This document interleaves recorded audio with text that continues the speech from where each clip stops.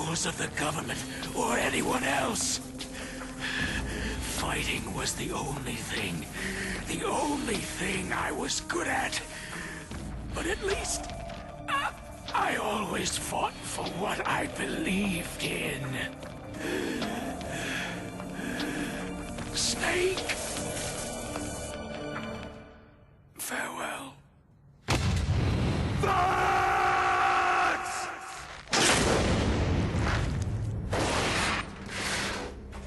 Foolish man. When death is entreated, the battle is decided.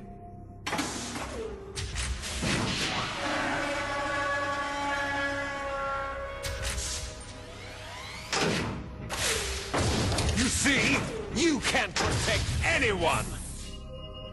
Not even yourself.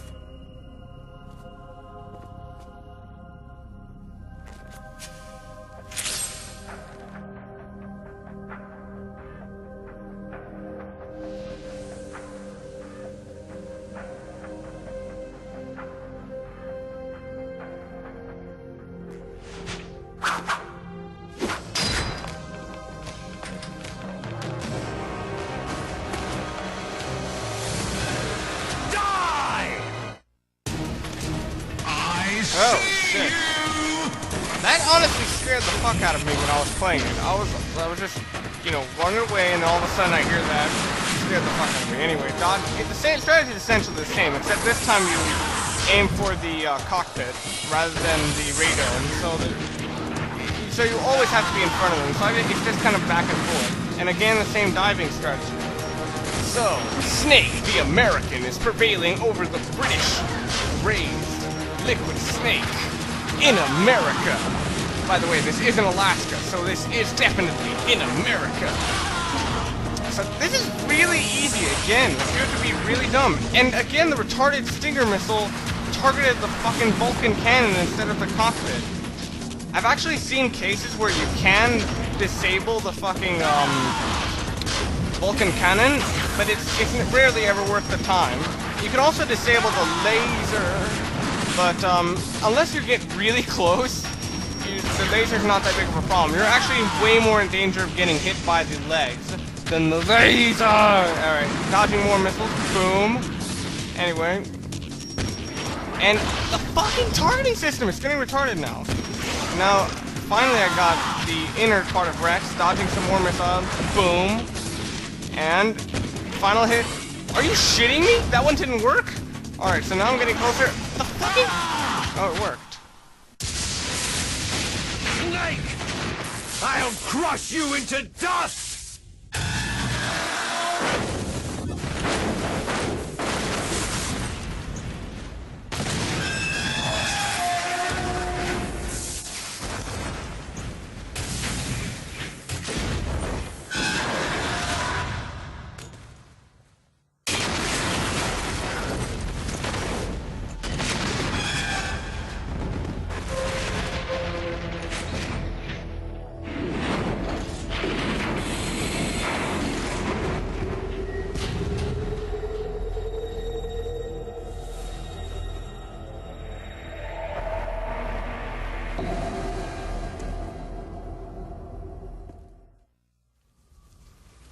Sleeping late as usual, eh, Snake? Liquid, you're still alive. I won't die, as long as you still live. Too bad. It looks like your revolution was a failure. Just because you've destroyed Metal Gear doesn't mean I'm done fighting. Fighting? What are you really after? The restoration of the era when warriors such as us lived as we should. That was Big Boss's fantasy. It was his dying wish. When he was young during the Cold War, the world needed men like us. We were valued then. We were desired. But things are different now. With all the liars and hypocrites running the world, war isn't what it used to be. We're losing our place in a world that no longer needs us. A world that now spurns our very existence. You should know that as well as I do. After I launch this weapon and get our $1 billion, we'll be able to bring chaos and honor back to this world gone soft. Conflict shall breed conflict, new hatreds will arise, and our own biosphere shall steadily expand. But as long as there are people, there will always be war. But the problem is balance. Father knew what type of a balance was best. Is that the only reason? Isn't that reason enough for warriors such as us? I don't want that kind of world. Ha! You lie! So why are you here then? Why do you continue to follow your orders while your superiors betray you? Why did you come here? Well, I'll tell you then. You enjoy all the killing, that's why. What? Are you denying it? Haven't you already killed most of my comrades? That was... I watched your face as you delivered the coup de grace. Oh, it reflected such vitality. You're wrong. There is a killer inside you. You don't have to deny it. We were created to be that way. Created? Les enfants terribles. The terrible children. That's what the project was called. It started in the 1970s. Their plan was to artificially create the most powerful soldier possible.